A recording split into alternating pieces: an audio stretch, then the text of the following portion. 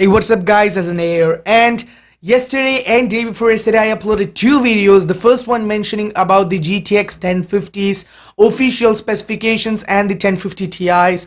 Both are officially announced by Nvidia, and yesterday's video what I mentioned was its actual rivals and what I expect from the GTX 1050 Ti. I really want that card to be a really good one, and it should be priced at around $160 to $180. So everybody, when a new graphics card is released, they really want to pump that into their PC, and for that PC they have to configure other parts and all of that stuff. So today we are going to build an amazing PC for just $550, which includes the brand new GTX 1050 Ti. So without any further ado, let's get straight to it for the CPU. For the CPU, I have the Intel Core i3-6300 3.8 GHz quad-core processor for $158. Now, most of the guys out there just chose or just goes with an i3-6100. Well, the basic difference between i3-6100 and 6300 is that no other difference, only the difference in clock speeds. And in gaming kind of perspective, clock speed matters a lot. The 6100 is clocked about 3.3 to 3.2 gigahertz, while the 6300 is clocked way over 3.8 gigahertz. So anyway, the 3.8 gigahertz quad-core processor with the Intel Core i3-6300 is all what you need. There were other alternatives such as AMD's FX 6350 or AMD's 8350, which is about $180 to $200. But when we are going over that, the Intel CPUs are much better than the AMD CPUs, and even though we are going with an NVIDIA GPU, if it was an AMD GPU, then it will be better to go with an AMD CPU. But in this case, it's just NVIDIA GPU, so I just went the Intel CPU. So 6300 is all what you need for a $550 gaming PC, and the 1050 Ti is not so strong and which gets bottlenecked by a 6300. No, the 6300 can easily provide all the data required for the 1050 Ti no matter what. For the motherboard, I'm the Gigabyte GA-B150M-DS3H ATX LGL151 motherboard for $57. Now, it's just $57. That means it's just below $60, and it's got all what you need. And come on guys, it's just a $550 PC, so you just gotta adjust your motherboard and all of that perspectives just according to that price point. And most of the guys just want that color themed motherboard, red and black finish, yellow black finish with RGB lightings and all of that stuff. But come on guys, for $550 PC build, this is amazing motherboard. It's got all what you need. It's got 4 RAM slots, up to 64 gigabytes of maximum memory with 2133 megahertz, 4 RAM slots, which means you can upgrade later. It's got no SLI support, it's got no crossfire support. Obviously, you're not gonna go that for a $550 PC. It's got 6 out of 6 gigabit per second ports and onboard USB 3 headers. Overall, a really good motherboard, and it's also from Gigabyte. Awesome motherboard manufacturers. I personally have a Gigabyte motherboard, and no problems I've had, and it's actually really good one motherboard. So for below $60, this motherboard is all what you need for a $550 PC. Coming to the memory, I chose the Kingston HyperX Black 8GB, 24GB sticks running at DDR4 2133 MHz for $53. I don't know what this shit happened. Every time in every PC build, you must have seen that it was just DDR4 was about $38 to $40, and I don't know why in Amazon and Newegg and every other sites I can't find a DDR4 memory for below $30. I mean below $40. It's above $50. Come on, $53 for 2133 DDR4 8GB to 4GB 6 memory. It was for below $40. I don't know what happened. Suddenly price increase and all of that.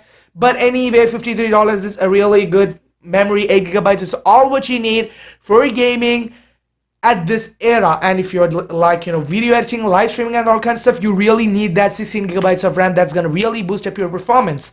Now coming to the hard drive, I went in the Western Digital Caviar Blue 1TB 3.5 in 7200 RPM internal hard drive for $50. Now, this is the hard drive I go with each and every build, and it's just freaking good. 1TB is going to be the mass storage. You can store all of your videos if you're recording and sharing at the same time, and you delete the videos. This is all what you need. The games for 1TB is all what you want. But if you, as I said, if you're recording videos and storing them but not deleting them, then you really need extra 1TB, because I personally have 2TB of hard drive, and I store my videos after sharing in YouTube too.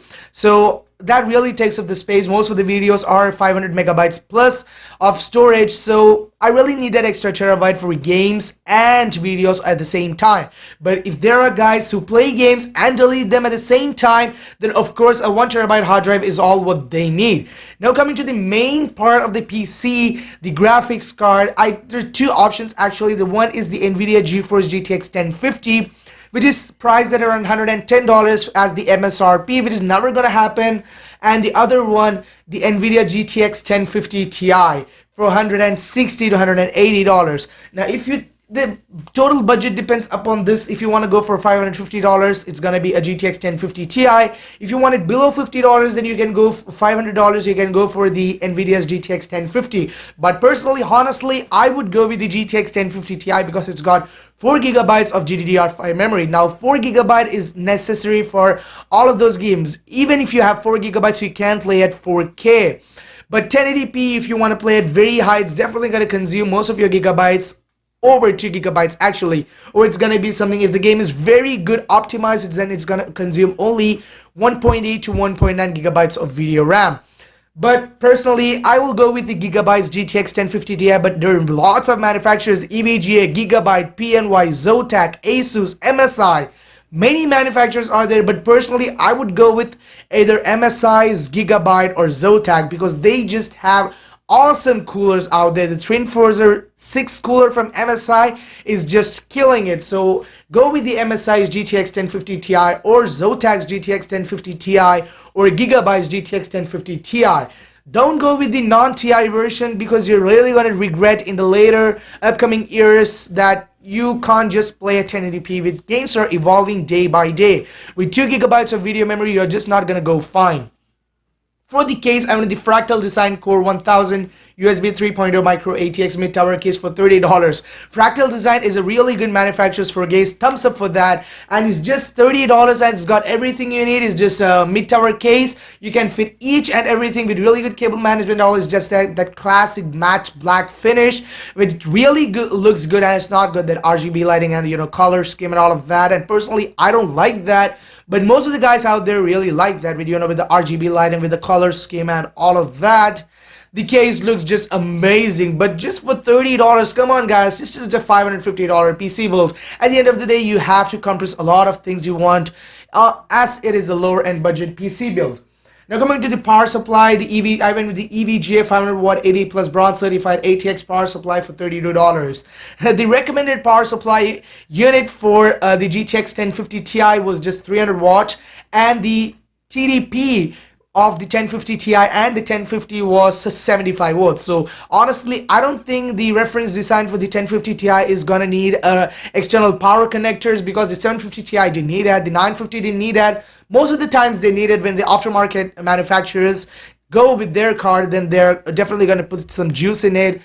But a 500 watt power supply is more than enough. Even Nvidia recommends 300 watt power supply for a 1050 and a 1050 Ti.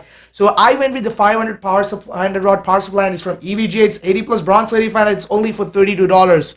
So that's awesome. So all these parts is just killing for $550 PC build.